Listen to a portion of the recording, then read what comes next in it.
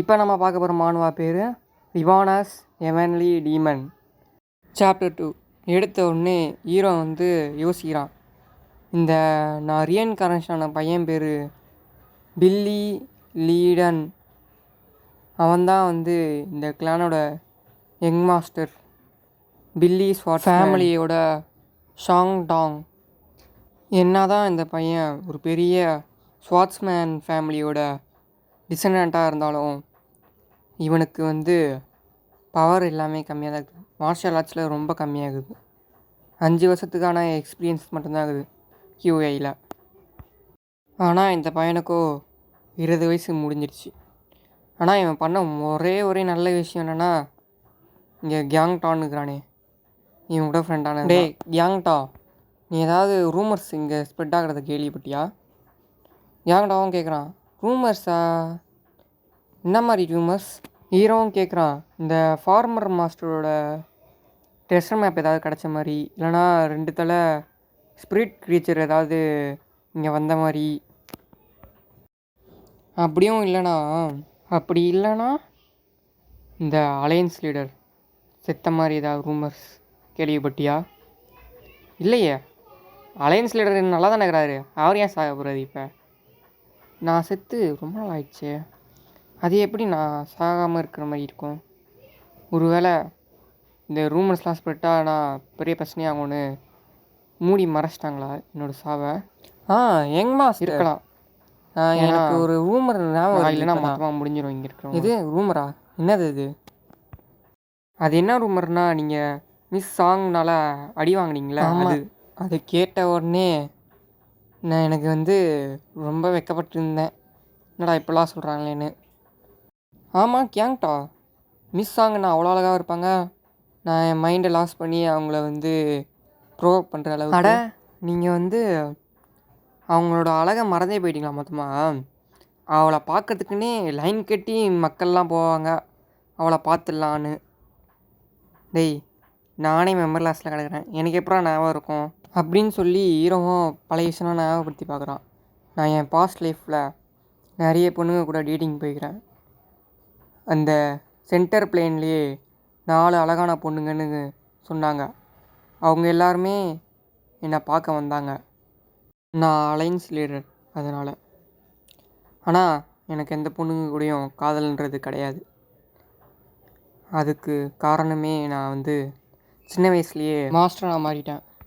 அந்த 4 பேருமே என்னை ட்ரீட் பண்ணது டான் ஈஜின் த கிராண்ட் மாஸ்டர் இந்த வேர்ல்டு அப்படின்னு பார்க்கல. என்ன டான் ஈஜின் ஒரு ஆம்பளை தான் அப்படின்னு பார்த்தாங்க. ஆனால் நான் எப்பயோ சூஸ் பண்ணிட்டேன், என்னோடய ஸ்வாட் தான் என்னோட. இப்போ நம்மளுக்கு திரும்ப ப்ரெசண்ட்டை காட்டுறாங்க. கேங்டோவும் சொல்கிறான், நீங்கள் என்ன தான் அடி வாங்கியிருந்தாலும் உங்களுக்கு வந்து மிஸ் சாங்கை திரும்ப பார்க்கணுன்னு ஆசைப்பட்றீங்களா? அதனால் உங்களை புரிஞ்சிக்க முடியுது யங் மாஸ்டர். டேய் கேங்டோ, அதை பற்றிலாம் மறந்துடு. என்ன மாஸ்டர் சொன்னீங்க? மறக்கணுமா? ஆமாம், லேடி சாங்கை பற்றி மறந்துடு. அவங்க தான் இந்த இடத்துலையே பியூட்டி அப்படின்லாம் மறந்துடு. அந்த மாதிரி எல்லா விஷயத்தையும் மறந்துடு. எனக்கு வெறும் ஒரு ஸ்வாடை மட்டும் எடுத்துன்னு வா. அவனும், என்ன ஸ்வாடா? ஏன் நீங்கள் இப்போ பேசுகிறீங்க? கேங்டோ, ஏன்டா அதிர்ச்சி ஆகுற? நான் அவங்ககிட்ட வெறும் கத்தி தானே கேட்டேன். வேறு ஏதாவது கேட்டேன்னா நான் வந்து மார்ஷியல் ஆர்ட்ஸ்லாம் கற்றுக்கூடாதாடா? ஏன் இந்த மாதிரி ஏதாவது ரீசன் இருக்குதா? யங் மாஸ்டர், முன்ன இருந்ததை விட எனக்கு நம்பிக்கை அதிகமாகிடுச்சு நீங்கள் மெமரி லாஸ் பேசணுன்னு. டேய், நான் தான் சொன்னேன்ல, ஏன்டா திரும்ப அதையே சொல்லிட்டுற? இந்தாங்க யங் மாஸ்டர், நீங்கள் கேட்ட ஸ்வாட். இது கொஞ்சம் லேட் ஆகிடுச்சு, ஏன்னா நீங்கள் இது வரைக்கும் எடுத்ததே இல்லைல்ல, அதனால் வேர் ஹவுஸில் கொஞ்சம் டைம் ஆகிடுச்சு. ஹீரோவும் யோசிக்கிறான் வாங்கிட்டு. இதுதான் என் ஃபஸ்ட் டைம், ரொம்ப நாள் ஆகிடுச்சு திரும்ப கத்தி எடுக்கிறேன். ஏன்னா நான் வந்து எந்தளவுக்கு ரீச் ஆனேன்னா, எவனும் என் முன்னாடி கத்தி எடுக்கிற அளவுக்கு ஸ்ட்ராங்காக இல்லை. என்ன தான் அவ்வளோ ஸ்ட்ராங்காக இருந்தாலும் மென்டல் ஸ்வாட் ரியலி நான் ஒன்றுமே இல்லை. ஆனால் என்னை எல்லோரும் மார்ஷல் கார்டுன்னு கூப்பிட ஆரம்பிச்சிட்டாங்க. அந்த ரீச் மட்டும் நான் போயிட்டேன்னா என்னால் எப்போ வேணாலும் ஒரு ஸ்வாடை க்ரியேட் பண்ண முடியும் இன்விசிபிளாக. அந்த ஸ்வாடால் எல்லாத்தையும் கட் பண்ண முடியும். அந்த கட் பண்ணாத விஷயம்னு ஒன்று கிடையாது. நான் இப்போ ரீபான் ஆகிட்டேன். நான் இப்போ அந்த ரிலிம்க்கு திரும்ப போகலான்னு முடிவு பண்ணிட்டேன். என் பாஸ்டில் முடியாததை. கேங்டாவும் கத்தி எடுத்த இதுவை பார்த்து யங் மாஸ்டர் நீங்கள் வந்து மிஸ் சாங்கை வந்து அடிக்கணும், ரிவெஞ்ச் எடுக்கணும்னு நீங்கள் ட்ரை பண்ணல. நீங்கள் வந்து அவளை வந்து இந்த ஸ்வாடால் அடிக்கணும் அந்த மாதிரிலாம் யோசிக்கல. என்ன நான் ஏன்டா அப்படி பண்ணோம் மாஸ்டர்? ஹீரோ மனசு கண்டிப்பாக பண்ண மாட்டீங்களே. இவன் மூஞ்சா பார்த்தா வந்து ஜோக்கு சொல்கிற மாதிரியே இல்லை. அப்போ இந்த பையன் ஒரிஜினல் பாடியில் இருக்கிறவன் ரொம்ப மோசமாக தான் இருந்திருப்பான் போல். அதனால் அவனை பற்றி யோசிக்க கூட முடியல, இவ்வளோ மோசமாக இருப்பான்னு. அப்போ அவங்க அம்மா வந்து அந்த ரீசன் நீ வந்து பார்க்குறான் அடிக்கலான்னு புதுசா இவங்க வேறையா? என்னடா எத்தனை ரவுண்டு கட்டி அடிக்கிறாங்களே. டேய் லூசு பையலே, அவளை என்ன அடிக்க போகலான்னு பிளான் பண்ணுறியா? இல்லையாம்மா அதெல்லாம் இல்லை. அப்புறம் ஏன்டா கையில் கத்தி வச்சுக்கிறா? இந்த ப்ரீவியஸில் இருந்தவன் ரொம்ப மோசமாக இருந்தவன் போல். ஒரு கத்தியை கையில் எடுத்ததுக்காக எவ்வளோ பெரிய பஞ்சாயத்துலாம் நடக்குது. அம்மா நான் இனிமேலே சீரியஸாக ப்ராக்டிஸ் பண்ண போகிறேன் மார்ஷியல் ஆர்ட்ஸ்லாம். அவங்க அம்மாவா சாக்காயி இது மார்ஷியல் ஆர்ட்ஸ் ட்ரைனிங்கா என்னடா சொல்லிட்டீரா? பொய்யா பேசுகிறா, புழுகுறான். வாயத்தந்தாலே புழுவாண்டி. பொய் சொல்கிறதுக்கு முன்னாடி இந்த பொய்யை சொல்லலாமா வேணாமா, இந்த பொய்யினால ஏதாவது பெரிய பிரச்சனை பின்னாடி வருமா அப்படின்னு யோசிக்கணும்டா. ஹீரோவும் அம்மா இந்த கத்தியை வச்சு எனக்கு எதிர்காலத்தில் நான் என்ன பண்ண போகிறேன்னு எனக்கு தெரியாது. ஆனால் எனக்கு ஒன்று மட்டும் தெரியும், நான் என் ஃபியான்சியெல்லாம் நான் கத்தியால் குத்த மாட்டேன் பின்னாடி. அதே நேரத்தில் என்னோட வீக்காக இருக்கிறவங்களெல்லாம் அம்மாவும் இதை கேட்டு பண்ண மாட்டேன். புதுசாக சொல்கிறேன் அப்படின்னு சாக்காயிட்டான். ஹீரோவும் திரும்ப பாஸ்ட்டை பற்றி நினைக்க ஆரம்பிக்கிறான். நான் வந்து ஃபேமிலியவே ஆரம்பிக்கலை, ஏன்னா எனக்கு கத்தி கடப்பாறை எல்லாமே தான் முக்கியம். ஆனால் எனக்கு ஒன்றுமே புரியல ஏன் இவன் பாடியில் நான் வந்து ரீஎன்கார்னேஷன் ஆகிறேன்னு. ஆனால் நான் வந்து எப்பயுமே கத்தி கடப்பாறை தான் இருப்பேன் அப்படின்னு ஈரமாக பேசிட்டுக்கிறான் மனசுலையே. இருந்தாலும் இந்த பையனோட வாழ்க்கையை தான் நான் இப்போ வாழணும். பில்லி லீடன். அம்மா நீங்கள் ரொம்ப வருத்தப்படாதீங்க. அவங்க அம்மாவும் என்னடா புதுசு புதுசாக பேசுகிறேன், ஏதாவது மந்திரிக்குமாடா உன்னை அப்படின்னு யோசிக்கிறாங்க. இது நடந்து கொஞ்ச நாள் கழித்து காட்டுறாங்க. ஹீரோவும் ட்ரைனிங் ஆரம்பிக்கிறான். அவன் மெடிடேஷன் மூலயமா கியூஐயை ட்ரைனிங் பண்ண ஆரம்பிக்கிறான்.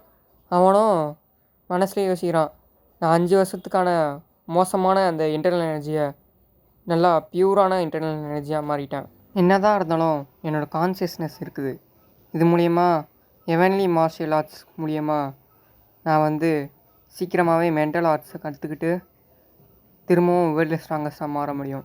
QI breathing control. நான் இப்போத்துலேருந்தே இன்டர்னல் மார்ஷியல் ஆர்ட்ஸும் என் ஸ்டாமினாவும் இன்க்ரீஸ் பண்ணோம் இந்த evenly martial arts circulation mind arts மூலயமா.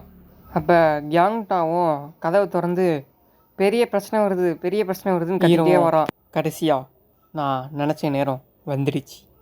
என்ன அலைன்ஸில் கியாங்டாவும் போட்டாரா? நீங்கள் ஏன் அவரு சாவலே புரியாகிறீங்க?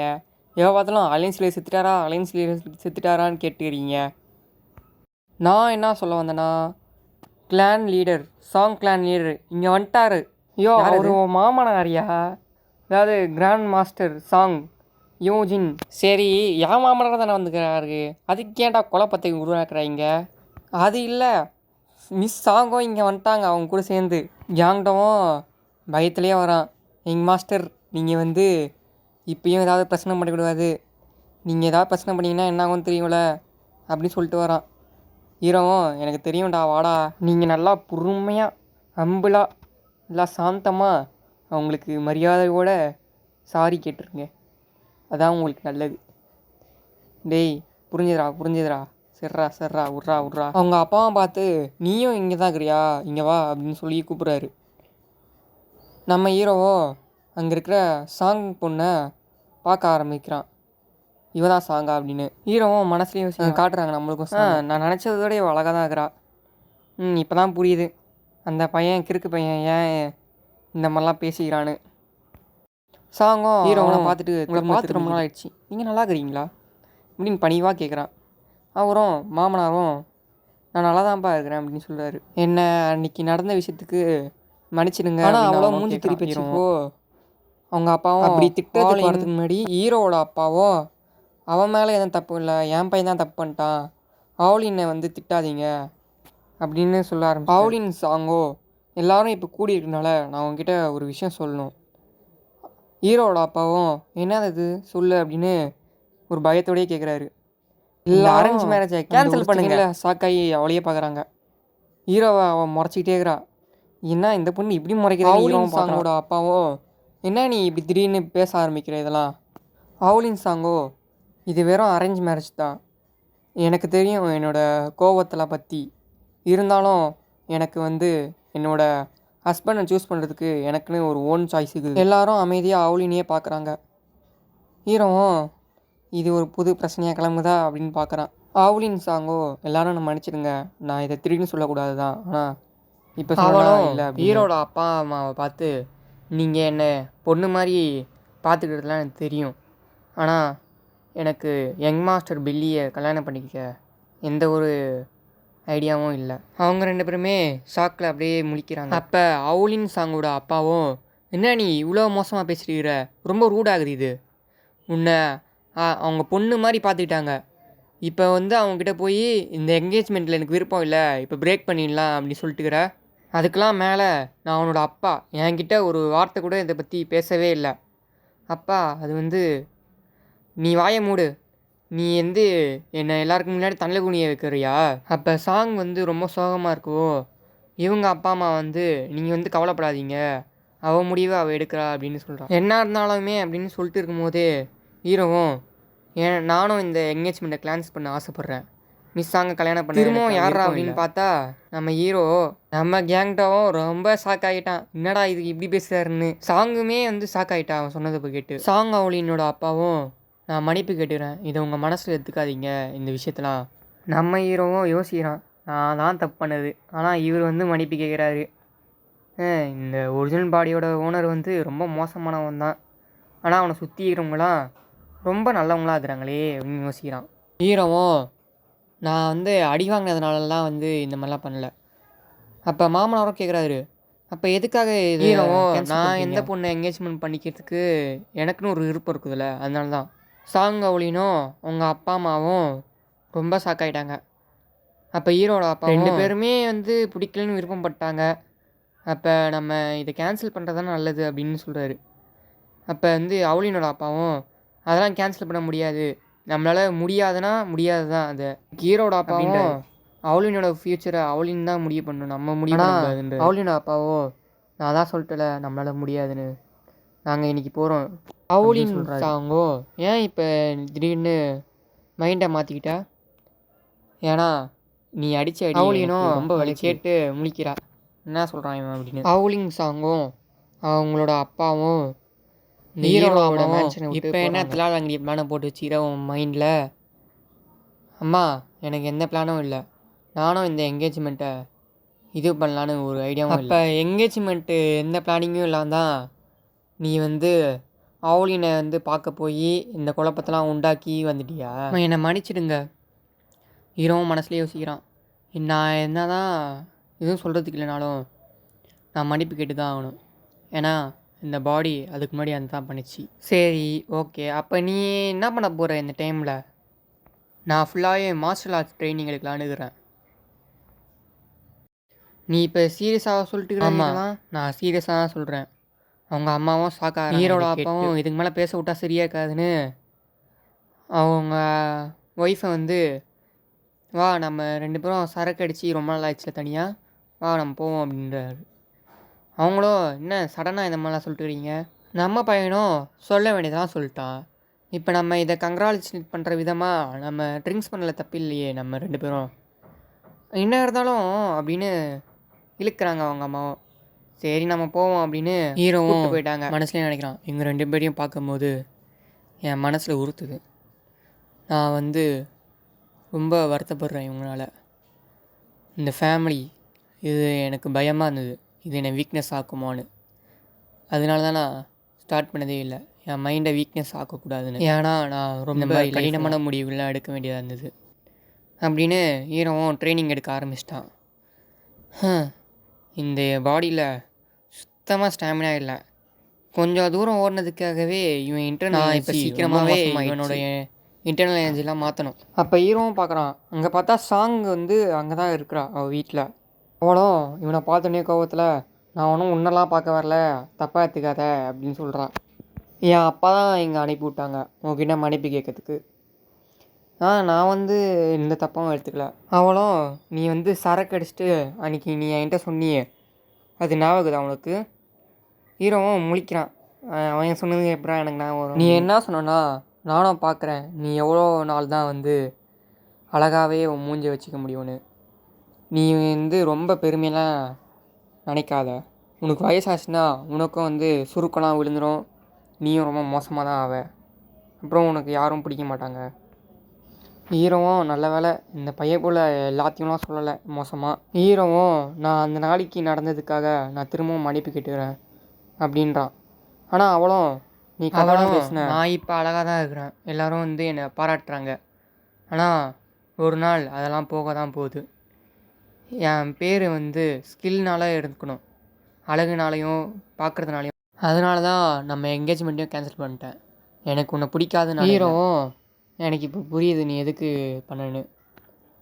அப்போ அவளும் நீ வந்து அந்த என்கேஜ்மெண்ட்டை கேன்சல் பண்ண சொன்னது உன்னோட ப்ரைடு வந்து போயிடும் தானே, நீ என்ன வேணுமோ யோசிச்சிக்கோ, எவ்வளோ வேணாலும் யோசிச்சிக்கோ. ஹீரோவும் மனசுலேயே யோசிக்கிறான். ஆமாம், இந்த மாதிரியான எமோஷன்ஸ் உங்கள் 20 வரும். டேட்டிங் போகிறது, அப்புறம் அவங்களோட ப்ரைடுக்காக பிரேக்கப் பண்ணுறது, அப்புறம் வந்து அழுவுறது, சிரிக்கிறாங்க, அப்புறம் வந்து இந்த பாடியோட ஓனர் ரொம்ப மோசமானவன். ஹீரோவும் ரொம்ப வருத்தப்படாதீங்க, எனக்கு எந்த ஒரு மாற்றமும் இல்லை. இந்த சாங்கும் இதை கேட்டுனே ஷாக் ஆகிட்டா. இப்போத்துலேருந்து உங்கள் வாழ்க்கையில் நான் குறுக்க ஏற்கனவே ஷாக்கில் இருந்தவளுக்கு இன்னும் ஷாக்காக இருக்குது. அவனும் பார்க்குறான், இந்த மூதை இந்த மாதிரிலாம் பேசாதே நல்ல விதமாக. ஹீரோவும் பாஸ்ட்டை பற்றி யோசிக்கிறான். என்னோடய 20 வயசில் பாஸ்ட்டில் நான் வந்து ரொம்ப ரத்தமாக தான் இருந்தது. நான் வந்து எல்லாரையும் கொன்னுட்டு தான் இருந்தேன். இந்த சென்ட்ரல் பிளேனோட ஸ்வாடாக நான் வேலை செஞ்சுட்டு இருந்தேன். என்னோடய லிஸ்ட்டில் வந்து கலர்ஃபுல்லாகவே இல்லை, ஒன்று ஒயிட் அண்ட் பிளாக், அப்புறம் ரத்தம் மட்டும். என் வாழ்க்கை ரொம்ப கஷ்டமாக தான் இருந்தது முன்னாடி. ஹீரோவும் இப்போ சாங் ஒளின் போயிட்டாளா அப்படின்னு இப்போ நம்மளுக்கு ஒரு ஸ்னோயி மவுண்டைன் தான் காட்டுறாங்க. அதில் ஹீரோவோ ட்ரைனிங் பண்ணலான்னு ஹீரோவும் அங்கே சோல் சேசிங் ஸ்வாடா, இந்த ஸ்வாடா ஆர்ட்டை வச்சு தான் அங்கே இருந்த டார்க் பாத் சிண்டிகேட் 13 அந்த 13வது லீடரையும் நான் கொன்னேன். நான் வந்து அந்த பிளட் டேவன் கல்ட்டோட லீடர் தலையை வெட்டினேன். இந்த ரோஸ் தான் இந்த உலகத்திலே பெஸ்ட். இந்த பாடியை யூஸ் பண்ணால் ஈஸியாகவே எல்லாத்தையும் பண்ண முடியும் மார்ஷியல் ஆர்ட்ஸில். இவனுக்கு இவ்வளோ டேலண்ட் இருக்குது, ஆனால் ஒரு இதோட இந்த சாப்டர் முடிஞ்சிச்சு. பிடிச்சிருந்தா லைக் பண்ணி சப்ஸ்கிரைப் பண்ணுங்கள் சேனலை.